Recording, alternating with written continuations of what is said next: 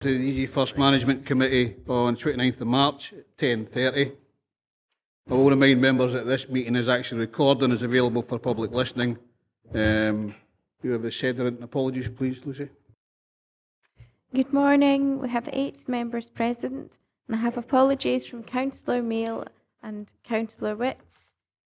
Councillor Yen is not present, but may be along later in the meeting. Thank you. Have we got any declarations of interest? No, thank you. We'll go into the minute of the meeting of 12th of November. Can we agree that is a true minute? Agreed, thank you. Before we go on to the reports in detail, a quick brief on what's actually been happening in DGFirst over the last couple of months. At the APSI National Scottish Apprentice Awards, there was 3 apprentices nominated for finalists from Dumfries and Galloway. There was a second-year apprentice, a fourth-year apprentice, and a non-trade apprentice, and all of them were all runners-up. So I think we should send our good wishes as a committee to those 3 apprentices. There was, of course, a fourth-year electrical apprentice selected for the Scottish Joint Industry Board for the Electrical Contract and Industry Edmondson Apprentice of the Year competition 2016. I'm not quite sure when that's going to happen, but he's actually been put forward for that. So again, we'll send our good wishes for that. Later on in the agenda, we will have a couple of blogs after we sort of close the formal part of the meeting, one being the Lorburn contracts for repairs and gas safety inspections. And that was against some big national competitors.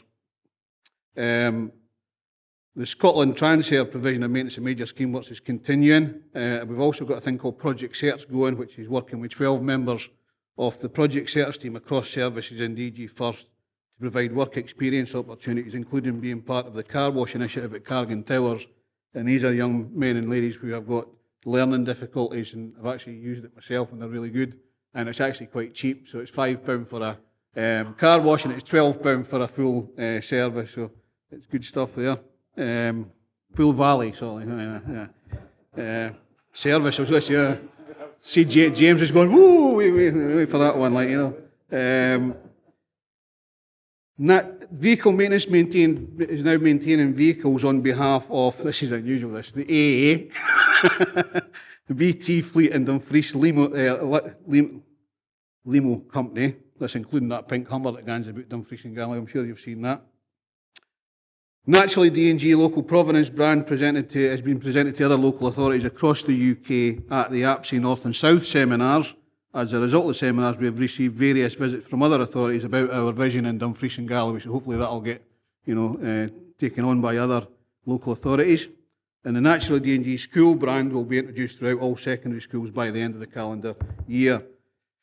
Facilities Management have introduced their in-house rewards and recognition, with 17 staff already receiving Made a Difference certificates. And Facilities Caring have been asked to sit on a national subgroup for Innovation Reassist. It's the Association of Service Solutions Scotland. We've recently been successful not only in the Lorburn contracts, but in DGHP function catering contract as well. And we've recently submitted 5 pre-qualification questionnaires for Lorburn Housing Association, which is the cleaning of communal areas, communal door and screen replacement, gas boiler replacement, insulation render, and energy efficient standard for social housing. That's a heat and replace. And we've also got 1 tender in for Coogbury Arts Centre improvement. So looking at the enterprise in DGFirst, hopefully we'll get some of those contracts in to bring some money into the council as well and keep people in employment. Okay, thanks very much, guys, for that, and hope we wish everybody in the department all the best with those things. Moving on to item number 4 then, council reshaping. This is about the change that's happening within the structures of the council and looking at the different areas within DGFirst. We're going to receive a presentation from James and we'll look at that and then come to members' discussion. Okay, James? Thank you very much, Chair, and very good morning, gentlemen. Just a short introduction to this report. Obviously, on Thursday at full council, members received an update from the Chief Executive on the reshaping of the council, and included in that update were the structures that you see before you in the appendix and up on the screen. And I've used these structures just as a vehicle just to show where all the services delivered by DGFirst have migrated and where their destination has been. Now, structures going forward for EEI, 3 of the main businesses have been agreed, but one business remains still under development, and that's the Enterprising Council, and members would have seen that from the report, the Chief Executive's report on Thursday, and that structure will be finalised once the commercial plan and business plan for Enterprising Council is completed. And that plan will be presented to the June committee of EEI, and the structure will be included in that plan and finalised at that time. So basically, the services that were delivered by DGFirst have been distributed amongst the Communities Department under Director Derek Creighton, EEI, and under the CIPL Department as well, under Colin Grant. And in Appendix 1, we list all the various services that DGFirst delivered, and then we go on and we highlight in yellow where these services have migrated to. So James, do you want to take it from there? Lovely. Cheers, Alistair. Yeah, just looking at the Communities Directorate first.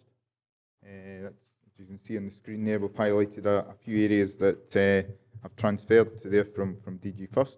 In grounds maintenance, public and open spaces, burials, street cleansing, public conveniences, cleaning and attendance, and the school crossing patrols are all sitting there under the head of service being Harry Thompson, head of civic and local services. There as well, we had community safety within DGFirst, and again that's moved into community safety strategy and the delivery side. Obviously, we did the delivery side within DGFirst. Moving on to EEI, as you can see there's quite a bulk there that has moved into EEI, and under Stephen Herriot, the head of infrastructure and transportation, there's a few there. There's the structures management and programme, the coastal infrastructure programme, engineering design, the roads authority, roads network management, harbour authority, and the ITS and roads lighting management and programmes.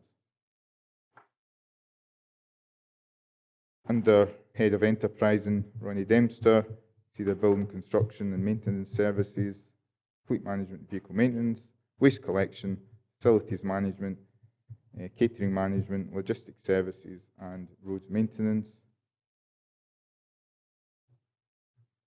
And moving under children, young people and lifelong learning, we have the technical training element, which was Gareth training that was within DGFirst. You just missed a bit out there about business management, support arrangements, workforce development, business administration, health and safety, James. Who will be in overall charge of that? The directorate, the business manager is still to be recruited to at this moment in time, but you can see there some elements that sit both within support services in DGFirst and business services within PES at the moment. You can see that they will fit under there, so it will be one, and that fits in with the service review that we undertook earlier on in the year as well, about coming together as one business support going forward. So. And you can see that, yeah, the business management and support arrangement, workforce development, business administration, and health and safety. I think one of the questions I asked early doors when this was happening was obviously one of the most important factors of this is communication with the workforce themselves, and how's that going? How is there any issues being raised that may need a decision here? Chair, I just update members on that. Obviously, before the Chief Executive's report went to full council, we informed all managers of the structure, as you've seen in these slides. Following that discussion with managers, we then had a presentation to managers. All managers were invited, whether they were all existing managers within PES and DGFirst were invited, whether they migrate to EEI or communities or whatever. We were fully inclusive to keep everybody up to date. The next day, we then circulated these structures to all staff, and we advised all staff that team meetings will be arranged over the next few weeks so we can have a full discussion with them as the next step develops. And the next step, obviously, is a matching process for managers below head of service level. The first of these matching processes will be the business manager, and that takes place in the middle of April. David? I'd like to make sure I'm not on holiday that day, is that it? So it's like interview. No, I want to ask a Duff Boy question. 3.5 on page 5. Not included in the new shape of our council structure, but delivered by DGFirst are care and support services and short-term assisted reablement services. Now, these are services we're providing to people. Why are they being taken away from service provision to, I realised, the Integrated Joint Health and Social Care Board are the people that require the service, but is the thought that they should provide their own services rather than have them provided by other people? Alistair? Right, these services, Chair, are being transferred into the Integrated Health and Social Care structure. And that structure will sit alongside the council under the leadership of Julie White. She has been appointed, and through the board they are building a structure that will come to full council in due course. But these services are basically transferred into integrated care and health. Want to come out, David? Aye, it's just the thought that are providing services to themselves. Now, a private provider out there may be able, I don't know what the legal situation is with regards to services like that, but if outside contractors are competing against the Health Integrated Joint Board, are providing services to themselves, they'll always say that they're cheaper doing it themselves than giving it to other people. It's just whether there's a kind of conflict in there, and in all probability it's been looked at, but I'd like to know if we could get the reason sometime. I'm not expecting. You were talking about personalisation rather, as with regards social care and all that, David, because adult care comes into the Integrated Joint Board, and obviously there's been a lot of discussion with the NHS and social care department about how that's actually going to happen, and I believe they're going to be working on guidance for personalisation or personal care by the individual who wants to take up the sort of grab the cash and try and get it themselves. There will be under that remit of Integrated Joint Board, that discussion, that guidance and all of that sort of under that particular thing. It's because the rest of DGFirst are going to either communities or EE&I and under Alistair. I think that's something that should be brought up. I don't know if you're on social work committee, Joe, you raise it there. Yeah. Well, that's right. I think from my point of view, I'd just like to know the legality of it. Alistair said to help that he'll get Kate McLeod to respond to you about that. All right. Could that be emailed to all members of DGFirst? Yeah. Ivor? Sorry, Chair, it might be worthwhile circulating to all members. Just because you're not on the committee doesn't mean to say you didn't care enough about it. I would imagine that social committee would understand that anyway, but if it's DGFirst committee, that's fine. Ivor? Chair, it's mental blank I've had, but could you just remind me of the reporting lines for these services when they go to the other committees, and what will be getting reported here, or will be duplicated what comes here as what goes to EE&I, CCS, CYPLL, or whatever you call it? Are we sort of becoming surplus to requirements here? This is the penultimate DGFirst committee. There will be another one committee prior to the different departments going to their respective departments in the future. So there will be a reporting line as part of that structural move, and the staff in those different areas, as Alistair said, are being communicated to as to where their structures are. The other one, just out of curiosity, we have the Enterprising Council, which will include the sort of bidding in for work, and we'll have EE&I. It's possibly similar to the question Jock asked, but will they be separate subcommittees, whereby one side's setting the commission, another one is bidding in for it if it's a commission service that's coming? Because you would think EEI would set the strategic direction, and the other one, well, I don't know which committee would actually set this is how we're going to deliver it. I think at the last full council, the scheme of delegations report, the enterprising subcommittee is still to be confirmed. The EE&I will be the commissioning body for some of the contracts, I would imagine, because if you remember, one of the areas we're looking at is actually bringing business into the council, and hopefully that that will see us get a lot more business in, so we can supply work to subcontractors, our own staff, etc. But Alistair, I don't know if you want to sort of... Yes, the scheme of delegation mirrors the structures, and what will be set up within EEI is a subcommittee to deal with and take ownership of the Enterprising Council's commercial plan.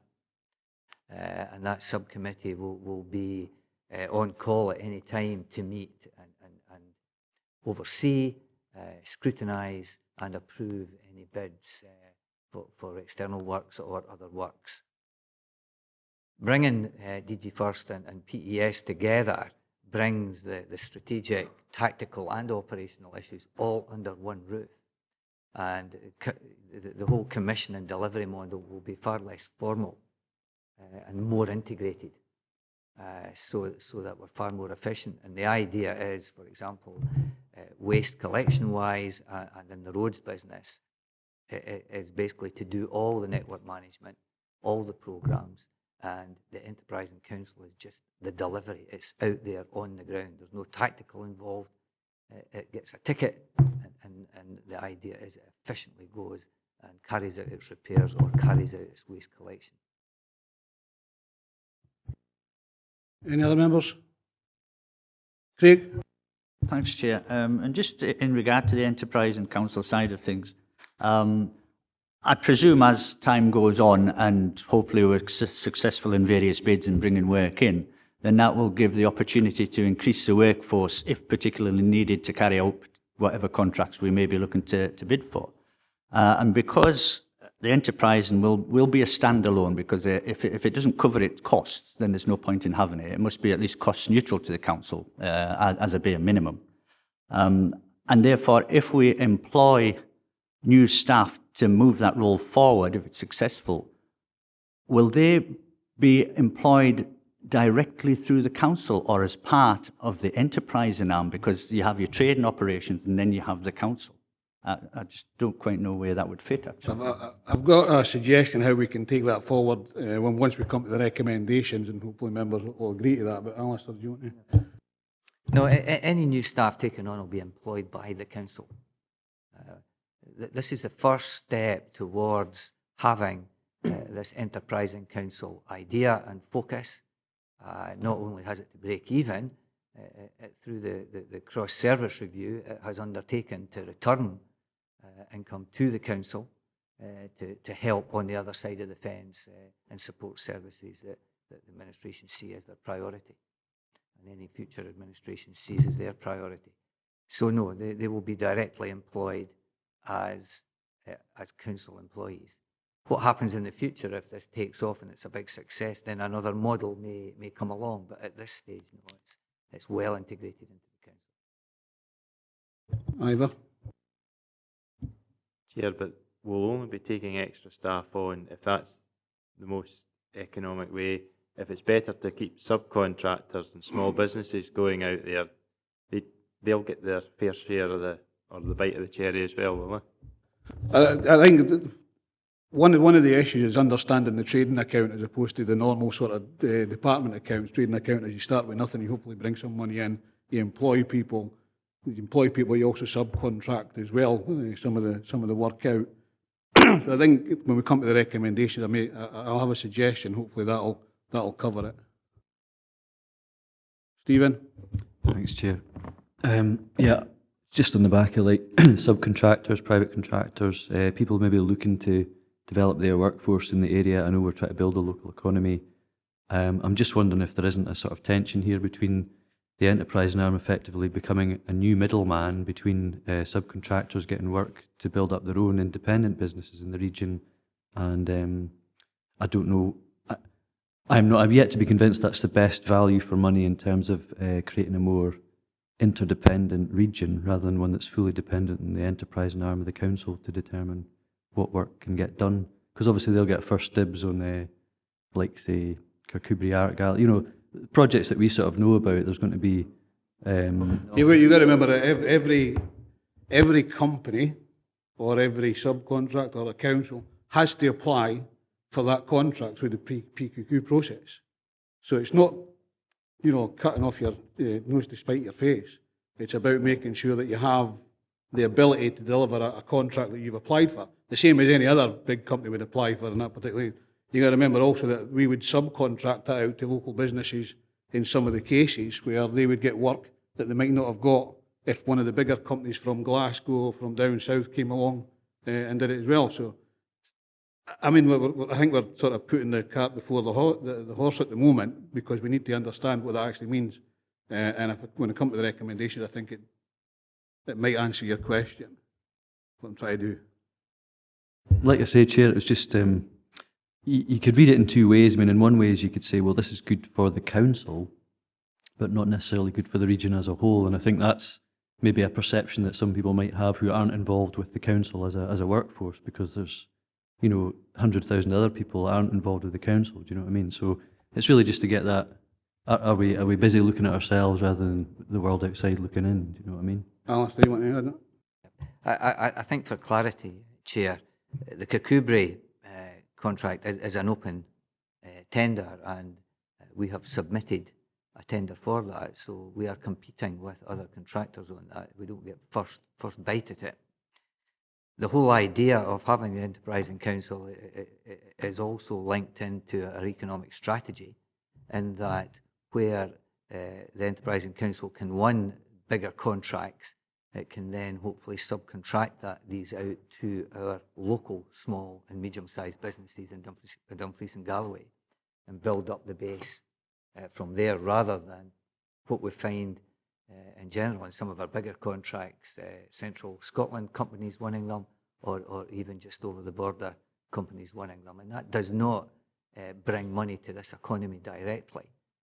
The whole idea is to try and spread that, and spread it through subcontracting to local contractors. That's the plan, and hopefully that's what will be successful. We're not in the business of prejudicing local business. We're in the business of supporting it as best we can. That's what I thought I said, but there you go. Right, can we, Ima? Are we going out with the region? Because if we're wanting to grow our economy, the easiest way to do that is to look elsewhere and bring money in from the Lanarkshires, the Ayrshires, Carlisle, the borders. That's how you grow your economy. Bring money into the area, not just the same pot swirling it round about. Because eventually, your Morrisons, your Aldis, etc., they all take the money out, and there's nothing coming back. My understanding is that is the intention, but until we get the full remit under the scheme of delegations, that would be the intention of the Enterprising Council. Can we go to the recommendations then? Members are asked to note DGFirst service destinations with the new shape of our Council's detailed Appendix 2. And 2.2, agree to receive a further report once all details of the economy, environment, infrastructure, communities and children and young people lifelong learning directorate management structure have been completed. I'd like to add a further recommendation to that. And obviously the business plan for the Enterprising Council is going to be really important. It's going to go to the EEI in June, did you say, Alistair? The last DGFirst committee is supposed to be in April. I would like to postpone that until May so that the business case can come to the DGFirst committee at the May prior to it going to EE&I, so that we can have a look, because we are the Management Committee of DGFirst. And also, I would like to organise a seminar for the 47 members on the trading account, because there are some members and there are also some officers who don't understand the trading account. The normal sort of departments is you start with this budget and you work yourself to try and get some savings. The trading account in layman's terms is you start with nothing, you bring money in, and that employs people either directly with the council or to subcontract. So is that okay? Yep. Everybody happy with that? Okay.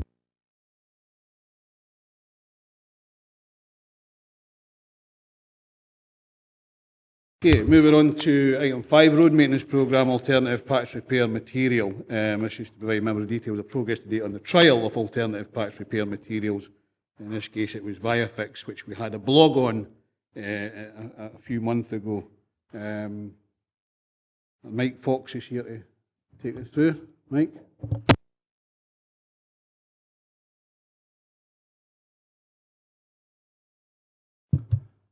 Thanks, Chair.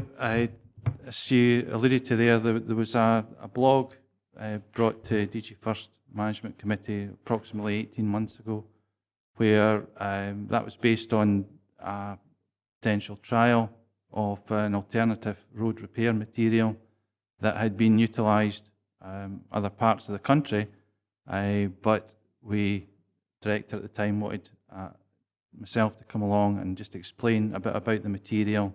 And we're now in a position now where we have a report in front of you which gives a bit more update on where we've actually gone with the trial. Members' questions? Craig? Thank you, Chair. Yeah, I read the report and I understand why it's coming before us today. My sort of concern with it is that depending, I suppose, on how the recommendations are written and therefore taken forward, is that I understand the need for using this particular material in certain circumstances. The category 1 emergency sort of dangerous potholes and possibly some of the harder to reach areas and that for traffic management, etc., etc. And I understand all that, but I am concerned that, and again, I suppose it is depending on how we word the recommendations, that this material is used in replacement of our first-time permanent fixes, which is our policy. We decided that as a council, and that's our policy for every pothole to be a first-time permanent, i.e. cut out, patched and sealed.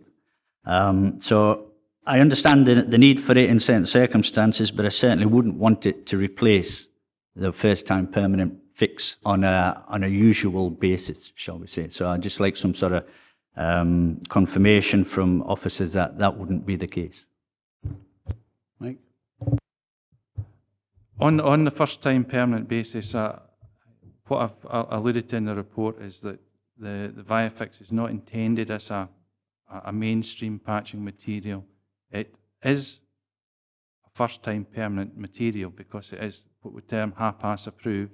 So it's been through a trial process nationally, and the performance of the material has been assessed, and its durability and quality. Once that's been complete, it is actually certified for use as a first-time permanent material. But I hasten to say, with the arrangements we have in place, it is only intended to be used in certain circumstances, at certain locations, at certain times, and not to replace mainstream hot material. Dick?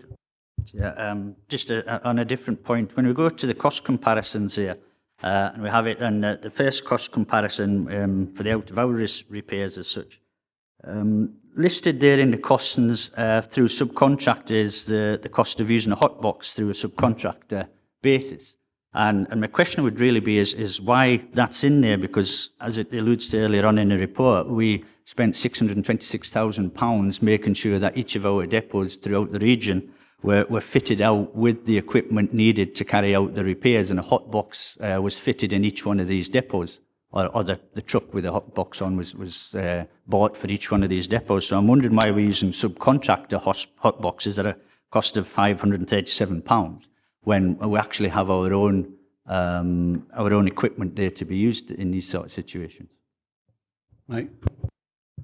Just to clarify that situation, the hot boxes that we have in the depots are utilised fully. This particular example was one situation where, unfortunately, the mobile hot box that we had was in the garage for repair, and we actually just had to deploy a subcontractor for this particular location. So that's the reason that that is in there. But the vehicles that we have are utilised. Stephen?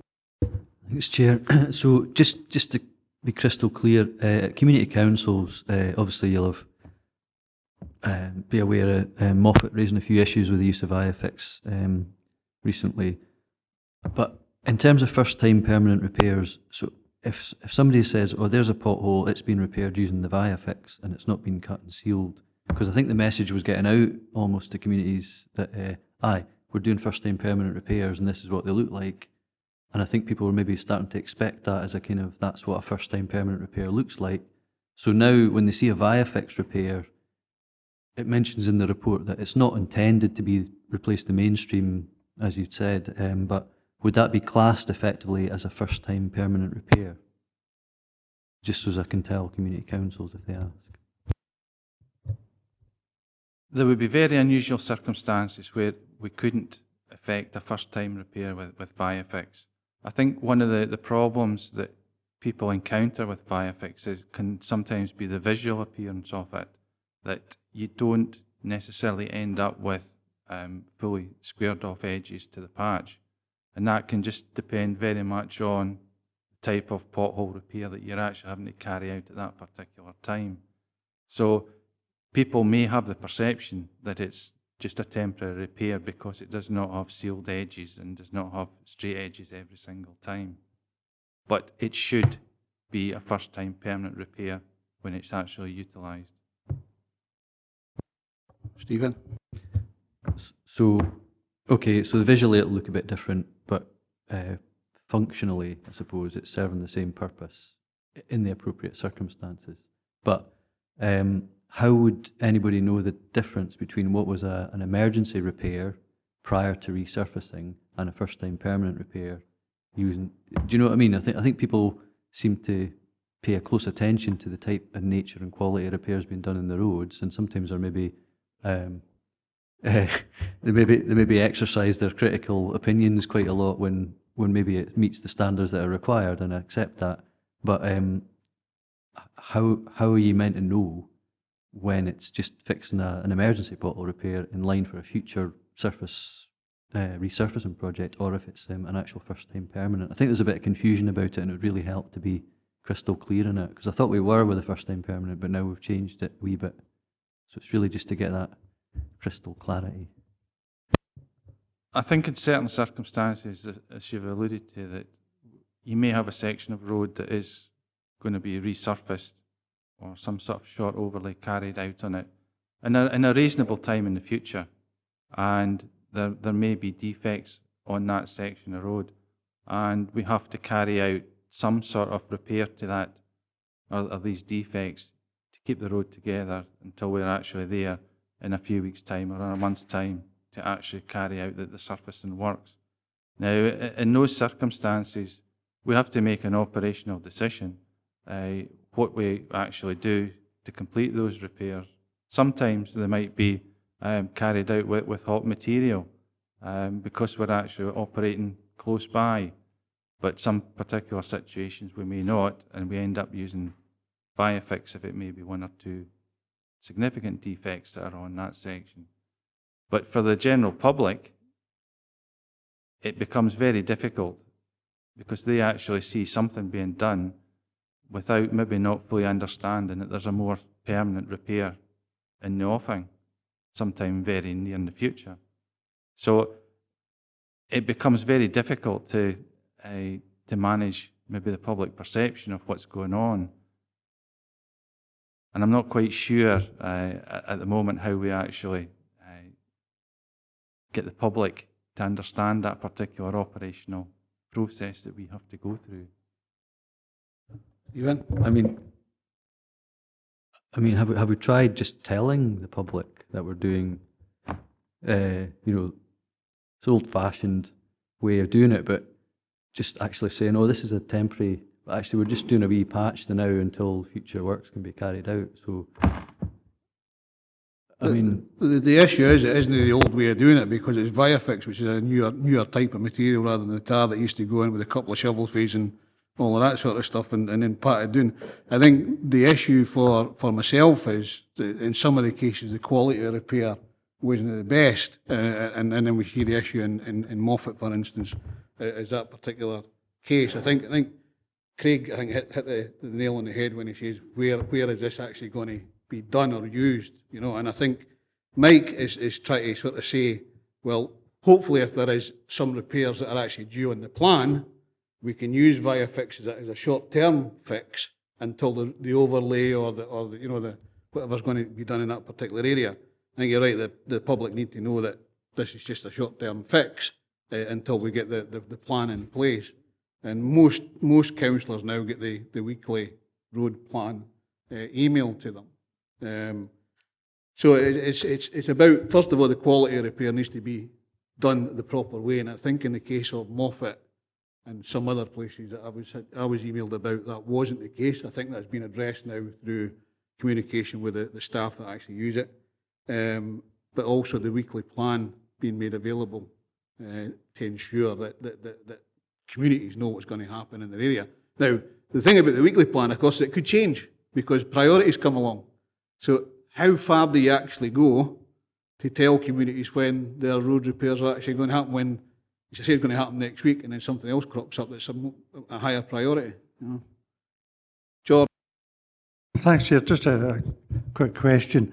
If I mean, for somebody who knows nothing about Viafix, I'll be quite honest with you, how would I know if a pothole has been filled or a repair has been done with Viafix there and just a temporary repair there? What's the actual visual difference? What does it look like for a start? Does it look different than active? Mike? I think the issue about the visual appearance of it, that there's a lot of repair materials on the market and there's a lot of repair materials utilised. James is actually just going to show you a couple of pictures of repairs carried out with Viafix. And it depends what the existing road is actually made of. In these particular locations we've got, you may not automatically say, unless you actually knew the material intimately, that was Viafix. You wouldn't know that. It looks like some other hot materials that you can actually utilise from a quarry. So I think the actual material itself, to the layman, they probably wouldn't know it was Viafix. David? I think we're getting a right note here. A few meetings back or a while ago, I'm not quite sure, but there was a case of where he was reducing the number of tar materials, if you like, or repair materials for roads. So it's this Viafix and the hot, that's the two that you've got. And irrespective of whether Viafix has done a so-called temporary repair, because there's more work to be done on the road, that is still suitable as a long-term repair. So when the work to resurface the road, if you like, is going to be done, is totally irrelevant, because the repair, the temporary, so-called temporary repair, is going to last as long as it need be until you want to repair the road. So telling the community that, oh, it's only a temporary repair, it'll last for years if that's the way things work out, because you've got so many other roads to resurface and whatnot. So I think as the answer to what people need to be told is, it's done with Viafix and it'll last as long as it needs to last until we repair the road. Is that the situation? Mike?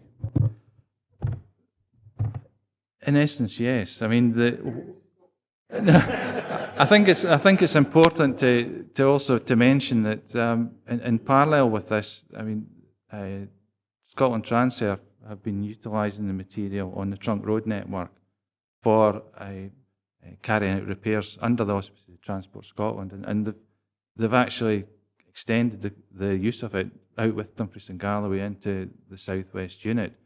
So on these particular types of roads, it is exposed to a lot more traffic levels than it would on normal council roads. So there's two sort of almost experiments running in tandem here, and both are showing good results.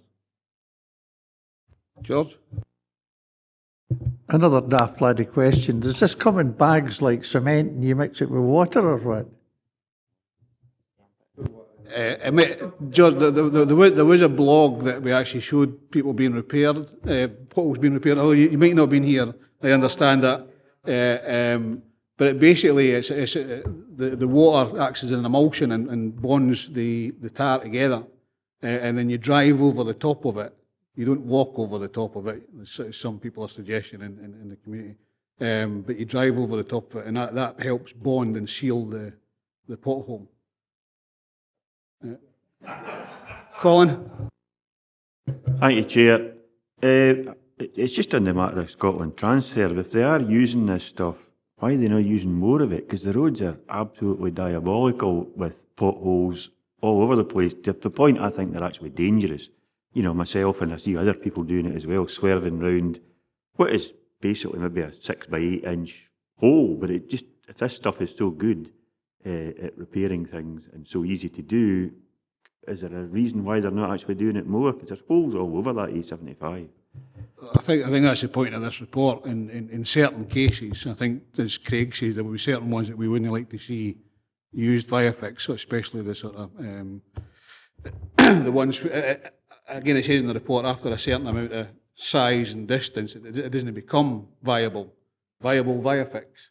You know, so I think in some cases it would be appropriate to use it, and I think that's what this report is about. Can we use it more?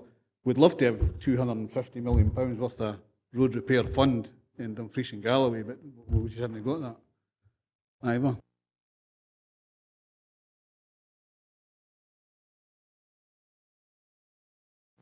See the road defect right in the middle of the road?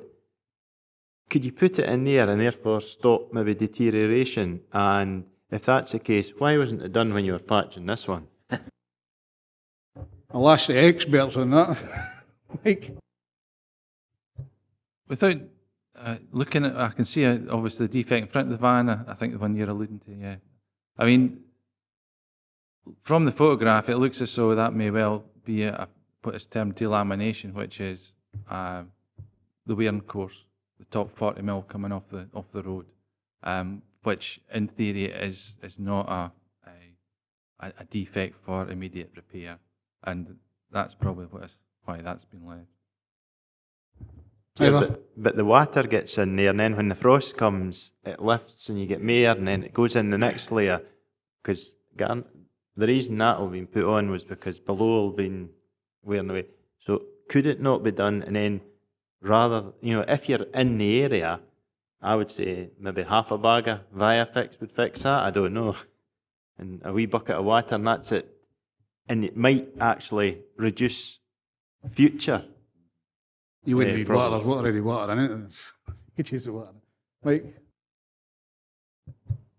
I think, without knowing what's maybe around the corner or behind where the camera has been taken, whether there are other defects there as well.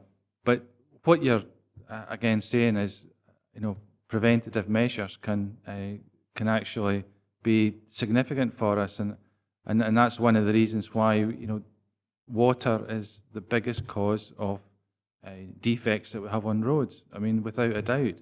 And once water gets into the main body or structure of the road, then it is extremely difficult to stop potholes forming and these defects occurring.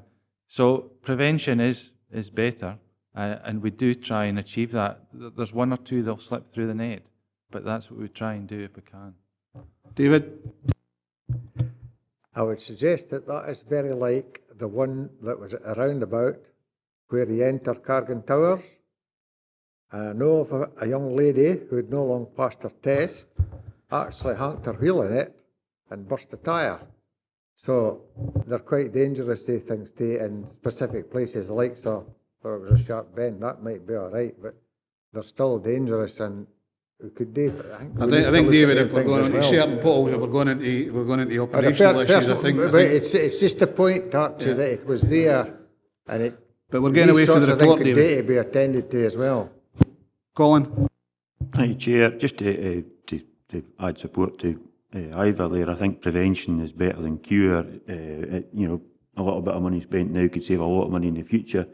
But speaking as an ex-motorcyclist, these ones along the white line are treacherous. If you're overtaking something, you don't notice them, you catch a single wheel in there, you're all over the place. I'm really surprised there's not been a major accident attributed to these on the white line marks like that.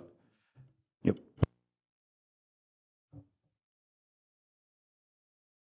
Stephen? Thanks again. Yeah, I mean, I think a lot of people report this idea, why didn't you do that pothole when you were there in the area? But obviously there's operational reasons for that. But I'd much rather be a do it once, do it well than a that'll do council. I'm just curious about 3.8 in the report, just to get back to the report. It's just to do with the trial and the methodology for the trial and the comparison. So I know we've got a sort of cost comparison on a couple of examples on page 35 between the hot rolled asphalt and the Viafix. But I'm actually quite interested in the trial methodology and the comparisons.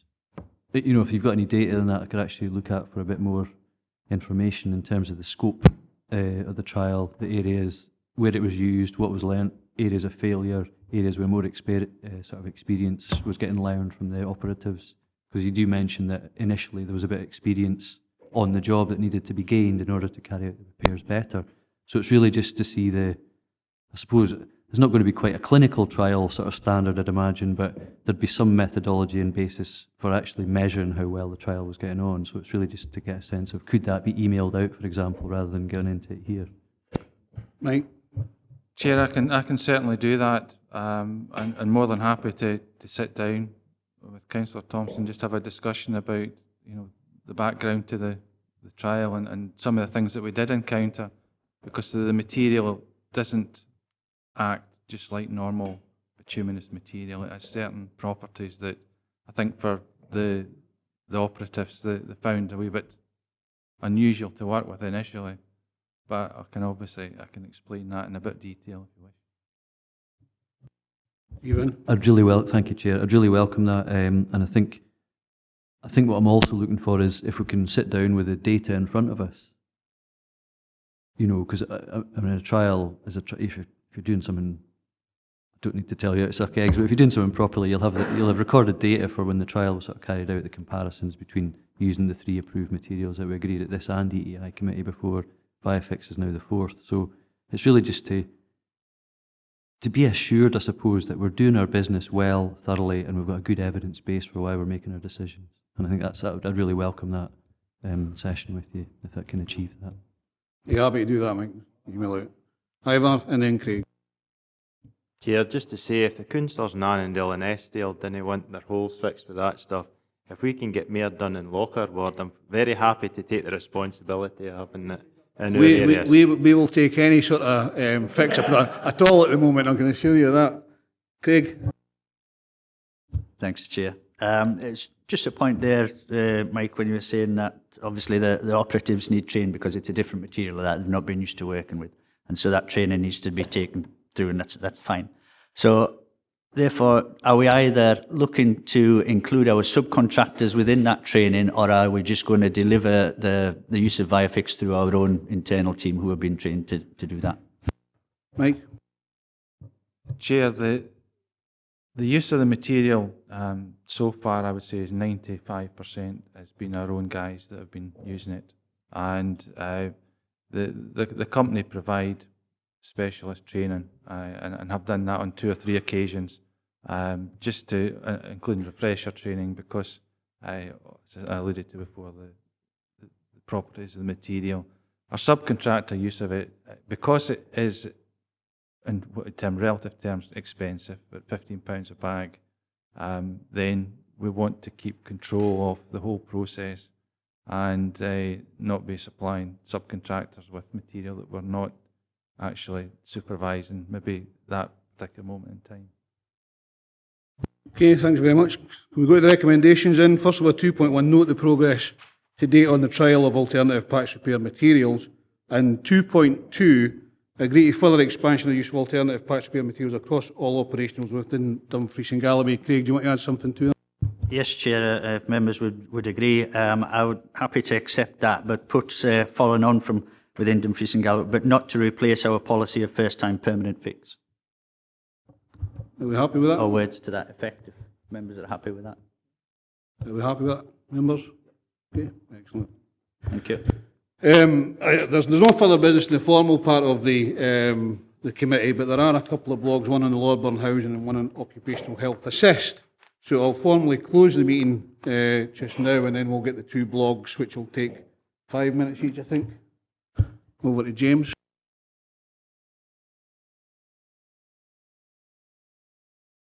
Sorry, members, just before I do close it, we're happy to have the next meeting in May rather than April, yeah, as part of the recommendations. Yeah.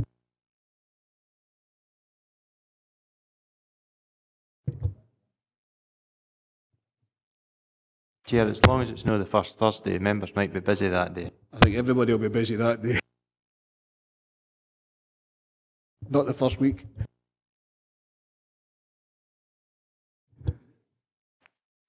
Thank you, Chair. I've been asked to give a wee blog on recently we won the Lordburn Housing Association contract.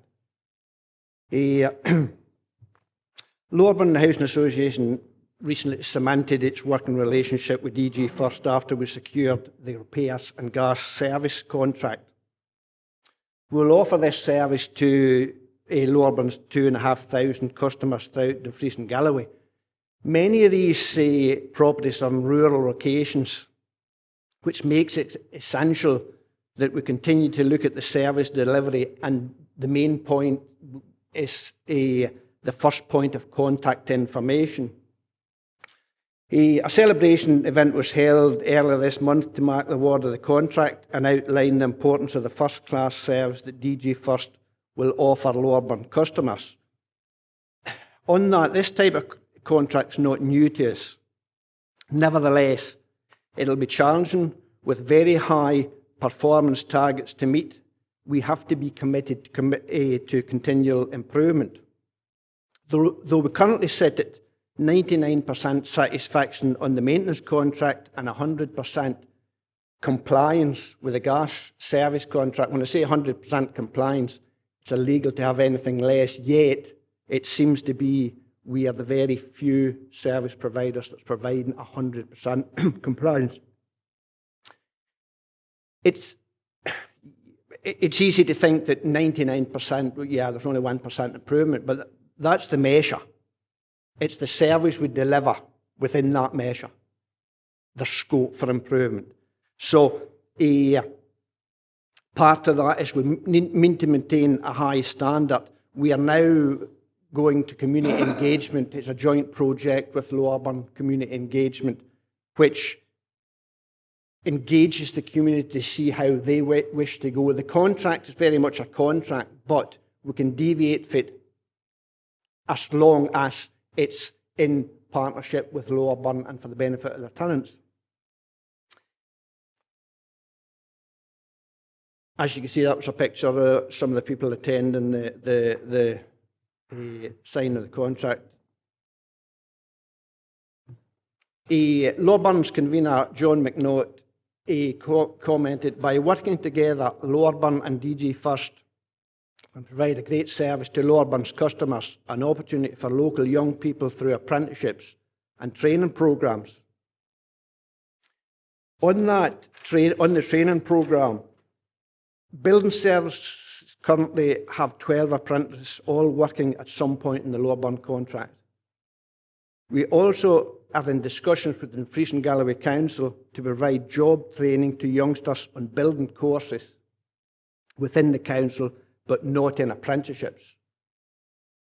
We also work with the Prince's Trust We also work with the schools, taster days for anybody leaving the school wishing to enter the building trade. And we're working with Project Search.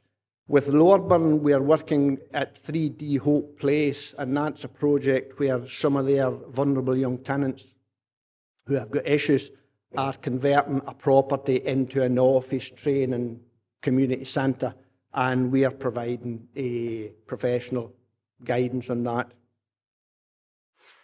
John went on to say, on behalf of Lorburn, I would firstly like to congratulate DGFirst on their success in securing the reactive repairs and gas service contract following a competitive tender process. We very much look forward to working together in the future to create great homes for Lorburn customers. The contract was won under stiff competition from multinational construction and maintenance organisations, which gave us a chance to benchmark where we are as a service provider.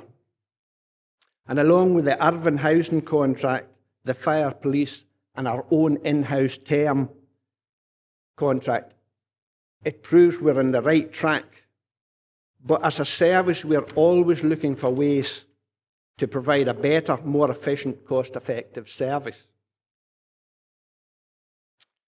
Lorburn's Chief Executive, Lorraine Usher, commented, Lorburn is delighted to be entering into a contract with DGFirst. The contracts also offer an exciting opportunity for both Lorburn and DGFirst to expand the opportunities they offer young people to retain talent within Dumfries and Galloway. Again, as I stated previously, we have 12 apprentices in the workforce of 36. 14 of the 36 are past apprentices, me being one of them. As you can see, it was a long, long time ago. But we will continue with the grow it your own policy. There's a lack of trades throughout Scotland. There's certainly a lack of trades in Dumfries and Galloway. And I might say through all the hard times, we're going through hard times at the moment, Dumfries and Galloway have never wavered from the policy of training young people. And Lorburn do recognise this. She went on to say both organisations are strongly committed to the development of local young people. Lorburn are proud that this year through contracts we will offer a total of 12 apprenticeships opportunities, 7 with DGFirst and 5 with Lorburn. A great career opportunity for young people.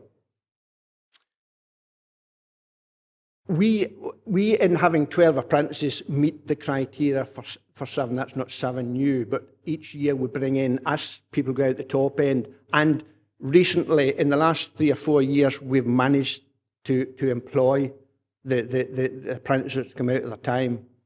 And we hope to continue to do that to fill the trades gaps. Part of this, we're always measuring what standard, the Apprentice of the Year, we've been represented there for the last 6 years and done pretty well. And one of the past winners of the Apprentice of the Year, Katie Redden, she's been seconded across to Lorburn as a temporary housing inspector at the moment. Now, Katie, this is increasing, she will be coming back to us, but it's increasing her education in the building trade. And also a modern apprentice from James's group has just recently secured a full-time position with Lorburn Housing. So it sort of indicates that we're going right way with training.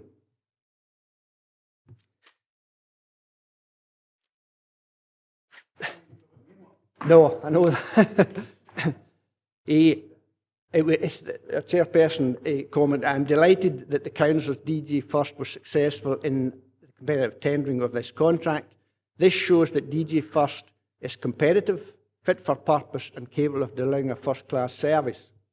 This contract will enable us to deliver a first-class level of service to Lorburn Housing Association's customers. Building the local economy is the priority for our council, and this contract will provide job security for vital building trades across our region and give us the opportunity to develop apprentices for the trades, delivering economic and other benefits. Over the last 12 years, DGFirst and Lorburn Association have worked successfully in partnering, and I'm pleased this mutually beneficial relationship will continue. Part of delivering this opportunity to the local economy, we will continue to use local subcontractors as part of the contract. Maintenance contract by nature is a peaks and troughs contract. And in times of peak use, this is where subcontractors come into their own. In fact, they're vital to the sustainability of the service. Building services will continue to use local suppliers throughout the region, given most of the workforce start and finish from home, which cuts down and going to bases for no apparent reason. And using the electronics works management system, we find this is going to be more economical for the contract. But our chain of suppliers must be flexible and up to date with our needs. And this will then make the best and greatest use of our resource, our best resource, which is the workforce. Finally, in winning the contract, we feel this is a great opportunity to build a sustainable working relationship benefiting Lorburn Housing Association and its tenants, DGFirst Building Services, and Dumfries and Galloway Economy. Thank you. Thanks very much, Wallace. Members, you got any questions for Wallace? Stephen? Thanks very much. Thanks for going through that. It was just a wee question on, like say, Lorburn Housing and Impact Housing, I think in Cumbria as it is. I think Lorraine was part of that. And there's a relationship, obviously, between the two companies. But in terms of expanding as an enterprising council, does the contract include work in Cumbria, and then do we subcontract? Would we subcontract like local tradesmen in Dumfries and Galloway, or use local ones in Cumbria because of the transport thing? There's been no mention of anything about the Cumbria, the link with Cumbria in this contract. There is certainly going to be, I think this is just the platform for a lot of work within Dumfries and Galloway for Lorburn. They have, although this is the repairs and maintenance contract and gas service contract, they have their planned maintenance and then they have their development, and they are very keen, obviously, continue to deliver to the standard we're delivering. They're very keen to have one point contact as far as contracts for their pre-paint and their contracts like that. And they're speaking to us about that. We recently, unfortunately, through flood damage in Newton Stewart, they lost 8 houses to the floods. Now we start them next Monday to renovate them. And that's been negotiated through their insurers. It's been benchmarked, and we will be using about 60% of that will be done by local subcontractors working on our behalf.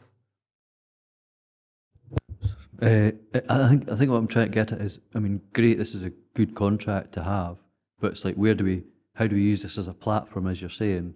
Because obviously Lorburn is bigger than just the Dumfries and Galloway part, so it's a scope to, as Ivor was saying earlier, about getting out into the regions neighbouring Dumfries and Galloway. And is there a tension there between using local suppliers, given the rationale is to reduce their travel time by keeping the work local? But if you're going into Cumbria or Ayrshire or any other place where Lorburn or its associated companies are operating, obviously the further away you get from home, the further you've got to travel. So does that mean you use subcontractors from other areas? I'm just sort of wondering what the long-term vision is, rather than obviously it's right to celebrate this just now, but where's it going? You know what I mean? Stephen, I think you're right. Obviously, looking at enterprise and D&G Council, we need to look at where we can actually go and use this as a platform to move forward. But I think that would be a decision by the subcommittee if we actually apply for any of these contracts, looking at what benefits could happen in Dumfries and Galloway. So I don't want to give Wallace to give you an answer, and then the enterprising committee says no, we're not going to go for that. You know what I mean? But I think that's why the enterprising subcommittee needs to get together as quickly as possible, understanding the business case, understanding the potential, and all that sort of stuff. But I think that's one of the areas where we need to go forward and look where we can get business in. Ivor. Chair, I was quite keen to hear that we're looking to get in on the development side as well, Because if we've got apprentices, currently they'll be doing the patching and repairs sort of thing, but they're not getting the opportunity to be in from the start of a project to get the experience. So if we can get into the development side, the apprentices will have a more rounded experience. I think that'll be quite good for the future. We actually do that at the moment, because when on the construction side we have a project going. One of the projects we're going is Agnew Park and Sunra, and we actually have some of our apprentices on that. Yeah, I'm very, very conscious that they're not, a lot of their training is not in the start. If I might add, and this is just a personal thing, if I might add that I've been 43 years in this business of maintenance, and I've done construction as well, but I have to say 100% maintenance is a harder industry to be in than construction. And very few people, we unfortunately over the last 3 or 4 years have picked up apprentices who have been left off due to the lack of work, and we've brought them into maintenance, and it's been very difficult for them to integrate into the maintenance type of work. But I take your point, and we are actually looking at it, and part of this, although we're using a lot of subcontractors, we're using about 60% of subcontractors on Newton Stewart project. I just gave a list of 7 apprentices this morning that will be working on the project, because Lawburn's very keen that we involve them in these projects, and we are very keen to involve them. Okay, thanks very much, Wallace, for that good presentation, and more power to your elbow in future. We're going to have a look at occupational health assist now. I'm sick of this.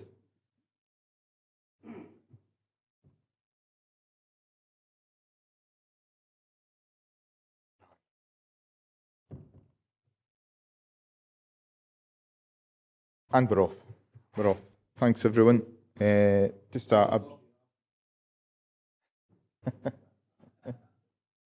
first day, aye.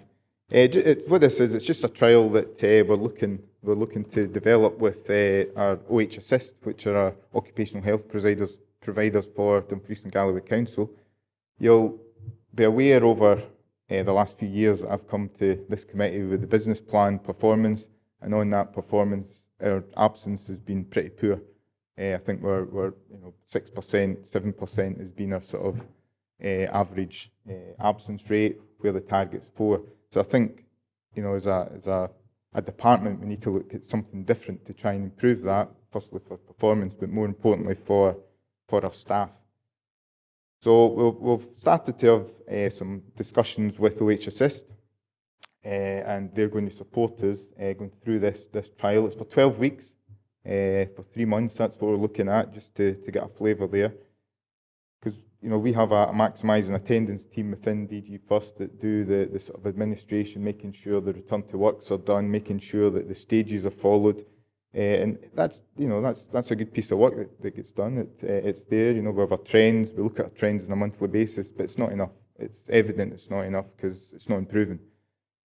So what we're doing is we're looking at the main 2 types of absence within DGFirst, and they're there. Mental health stress is number 1, and musculoskeletal disorders is number 2. OH Assist, that's just a bit about them. As I say, they're Dumfries and Galloway's occupational health provider, but they also do quite a bit for other Scottish organisations there. They employ 250 clinicians, including specialist mental health practitioners across the Scotland. So, first day absence management, it's looking at a seamless and visible process for attendance.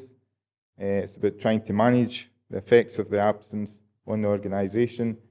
It's about employees reporting absence on the first day they're absent from work, and subsequently until they return to work. And details and predicated length of absence are then available to management employees and are signposted to services to help them return to work as quickly as possible. I think that's something that we've not been good at in the past. I think we've waited a period of time before sort of jumping in and trying to help our staff, and I think this trial gives us the opportunity to be more proactive and first day of absence, let's start signposting people to where they need to go. That's a wee quote there from the Health and Safety Executive. Early intervention is key. The sooner action is taken, the better the chances are of an employee making a full and speedy return to work. Again, their communication is paramount. Employers that are proactive from day one of the absence put themselves in the best position for quicker returns to work, and it's important to record the first day of absence as it's key, then possible to schedule measures of other key dates. I think a key date is round about, and I know for our long-term absence, it's 22 days onwards. That's when it sort of kicks into being a long-term absence. So I think, you know, those 22 days, if you can start to build a relationship with the person that's off sick and just start to, you know, to speak to them. It's not a case of sending them anywhere straight away, but it's just about starting to get that relationship going. So what we have asked OH Assist is first day absence assistance with occupational health professional attending the department in the mornings. So they'll be based in Cargan Tower for the mornings.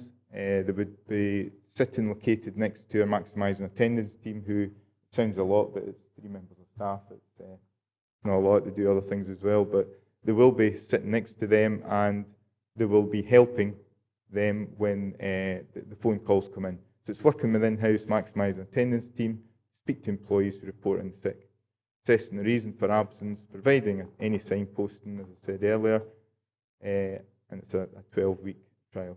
The aim is to drive down long-term sickness and early intervention. That's a wee bit of a process map there, where it just comes in, and this is probably the most important one, I think, with regards to the trial. What's excluded and what's included. The exclusion there is any employee who calls the sick line and can confirm a return to work date within the next 5 working days. And then an employee who has surgery date planned within the next 5 working days for a surgery procedure. What's included, and I think this is an important thing, I think it's, you know, linking back to our top 2 absence types. So it's looking at where someone calls in with stress, mental health, and who will not return within 5 working days, and again with the musculoskeletal, again 5 working days. And then we've got one at the bottom there just to try and pick up on any others. I think looking at our sort of trends on absence, our problem areas are between after day 7 and day 20.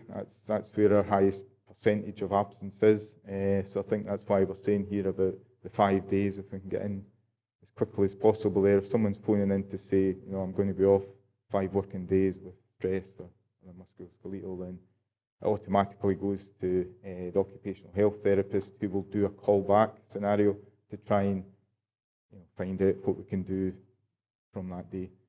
Signposting. I think for me as well, you know, learning curve from speaking with them. If, you know, if somebody mentions stress or depression, you know, I think the tendency is to take a step back from the individual, when in fact we should be, you know, going forward and saying, right, what can we do to help? And I think this trial will hopefully prove that it does work.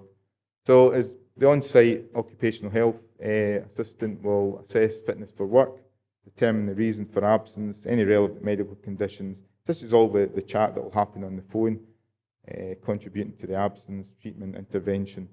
Give professional targeted advice to employees to support a return to work. Signpost to any relevant primary care services or services provided. You know, let's try and get them back to work as quickly as possible, using what's already out there. Log relevant details on the help desk, log this information, again used for management reporting, and they'll liaise with the maximising attendance team at the end of each day. Any questions? Just a final point as well. I think that the person, when they're there on site, will work with managers as well, because I think there's a bit of confidence needed with managers, just about how they go about dealing with certain aspects of absence. So I think having a professional on site will benefit the department going forward. So happy to take any questions. See, I've just got one. Obviously, musculoskeletal I can understand because of the hard, laborious work, you know, that actually happens with DGFirst. I mean, you've got your roads guys, you've got your grounds maintenance guys, and you can see where strains and sprains and all that can come into play. Mental health, however, is a wide sort of spectrum of issues, and I was fortunate enough to be on the mental health first aid course up at Garrick a couple of weeks back there. And asking things like, have you felt suicidal, is the first question that a mental health first aider will actually ask. Now, if somebody comes in with depression, that's a difficult thing to ask somebody, you know. So are you looking at, as part of this 12-week trial, training some more people up in that type of thing? Yeah, as I said, I think having that professional person on site to deliver that type of training, we had a few members of staff on the training as well, just to, because I think the more training we can give our staff to, you know, to understand it, then absolutely. So as part of the trial as well, because they're on site, we're getting professional training for 12 weeks, you know, on site, which is something we stood our ground about. They wanted to do it remotely, but we said, no, we want you here, we want you on site, and we'll have that added benefit of support, training, mentoring, coaching, and it'll all happen. Ivor? Maybe follows on a bit from your point, but surely this is a sign of failure on the stress issue, because good managers, good work colleagues should be picking that up before you go off sick. Therefore, we shouldn't have a first day absence stress. It should be done before, when you see there's an issue, and people should be intervening prior to you having to. If you're at the stage where you're going off ill, I think we failed possibly that we haven't identified there's an issue prior to that, and maybe we need to look earlier to how we can alleviate some of these issues. The problem is that some people are very good at hiding it, you know, and sometimes it's not work-related stress, it's home-related stress, and they don't like bringing it into work. Some people just don't like talking about, you know, why they're feeling depressed, why they're feeling isolated, why they're feeling all sorts of things. So it's a difficult question. I do agree with you that we should be trying to look early doors, and I think the mental health first aid course is actually helping a lot of people understand, and asking the right questions at the appropriate time is mainly what that's about. I mean, it's some of the things that was discussed during the first aid course was, in Glasgow, for instance, there are some children as young as 6 on diazepam because of their parents' problems with, you know, mental health issues and things like that. So the earlier we can get talking about these mental health problems, and I think we're coming up to an election, every party's talking about mental health and having it on the same sort of par as the physical health side of things, and I think that's right. But James, I don't know if there's anything sort of happening within the departments about making sure that the earlier the better, you know, and if people can see things changing, things like people coming into work, you know, not as well dressed as they normally do, maybe smelling a drink, that type of thing. Yeah, I think the awareness is something that you know, I think this will help promote, and I think managers just getting the understanding of it, line management, supervisors, you know, we'll get it down to as many people as we can about, because it is, you know, for me, as I said earlier, I would probably have taken a step back if somebody had come and said to me, you know, I'm stressed or I'm depressed, and you know, absolutely, it's not about that. It's about asking those pertinent questions, you know, right from day one when you see something or something's made aware to you. And I think, you know, that's the added benefit of this trial is raising that awareness for 12 weeks. And well, what we'll do as well is we'll take a snapshot of 12 weeks last year and then 12 weeks this year, and we'll be able to analyse hopefully the improvements and what the improvements are. So. I also think it's really important during a time of structural change as well to make sure that people are aware of what's actually, and that's, again, I'll come back to it, that's why communication is so important to our staff, so they understand what's expected of them, what their role is within the structure as well. Anybody else? Stephen? So again, yeah, I mean, I welcome this because obviously health holistically is important, and early intervention is obviously the best way. OH Assist, that's a bought-in service, yeah. I'm just sort of wondering, obviously, about a cost element attached to that.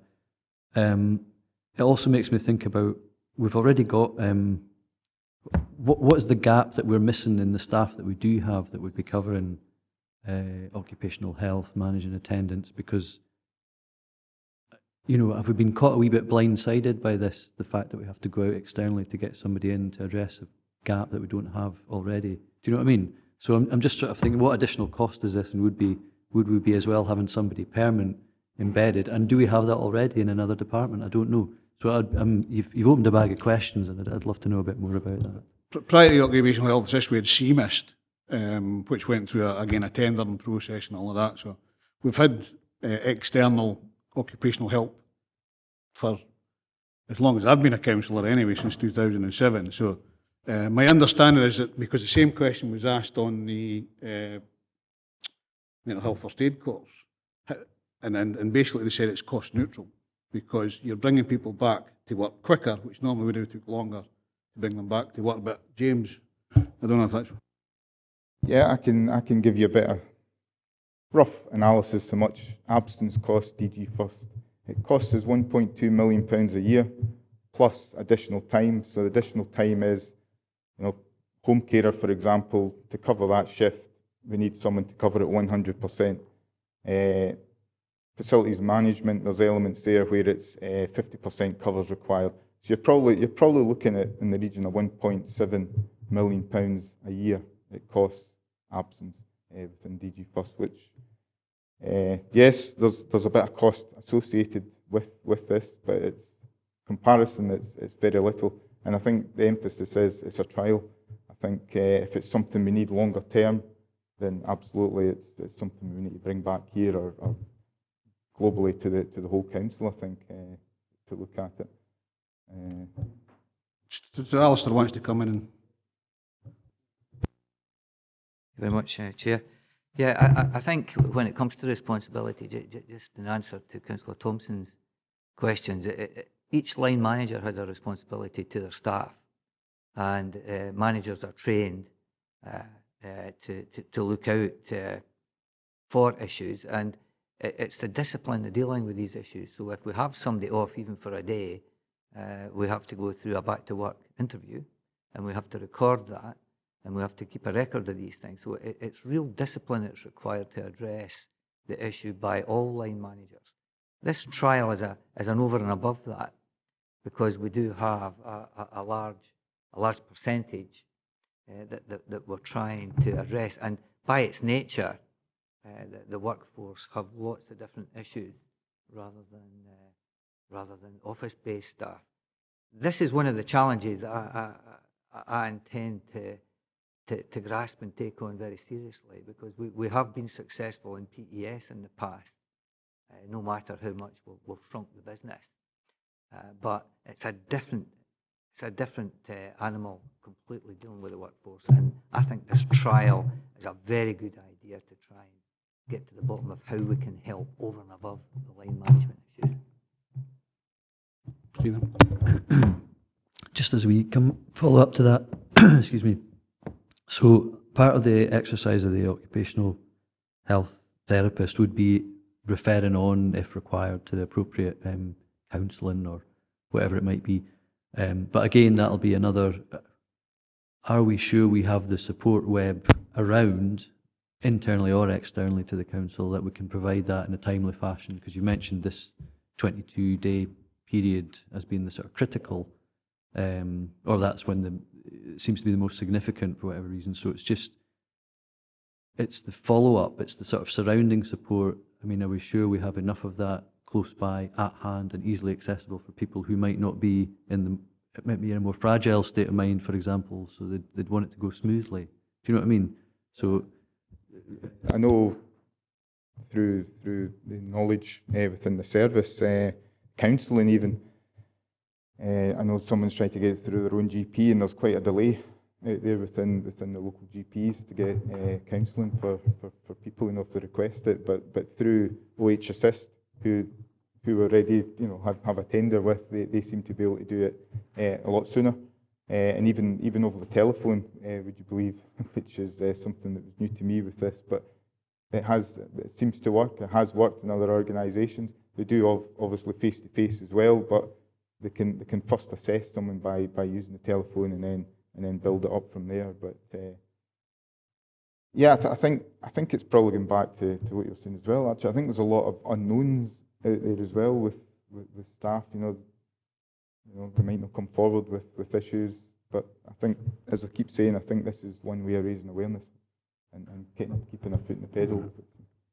I think from my own perspective, obviously dealing with ex-servicemen and things like that, we've got real PTSD issues and things like that. And I said before, there's a spectrum of mental health issues. The earlier we can get involved, the better. I mean, you don't need full psychotherapist, nursing type issues. If the earlier you get, there are things like occupational behavioural therapists, nurses that can be involved in it. And thankfully in Dumfries and Galloway, with the veteran side of things, we have one half a day a week dealing with those individuals, and the cost is £5,000 a year, because we've got them for half a day a week going to actually meet veterans in different areas. That's not staff, of course. We have got a responsibility under health and safety legislation for our health, well-being, and all of that, the normal sort of buzzwords. But it's about making sure the individual feels understood. We've got the right things in place, and we will probably have to change as we go through the process with that individual. You know, because feelings change. You know, isolation, feeling, depression can come in quickly, and it can go away. But the sooner we get involved in these things, the better. And I'm looking forward to seeing what happens over the 12-week period. Ivor?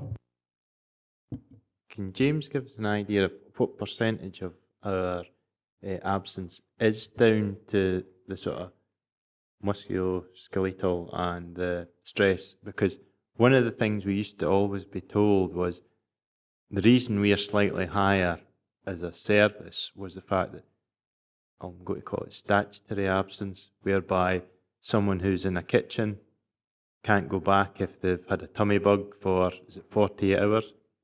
Now, that's what we were told in the past was one of our main reasons for being higher, but that would suggest, from what you said, this is one of our more significant reasons. So what would the percentages be, and where would they be aligned if we got them back in line with other services on this subject? They're both roughly 25-27% is what you're looking at for stress or other musculoskeletal. The sickness, again, it's a peak and trough probably, the sickness.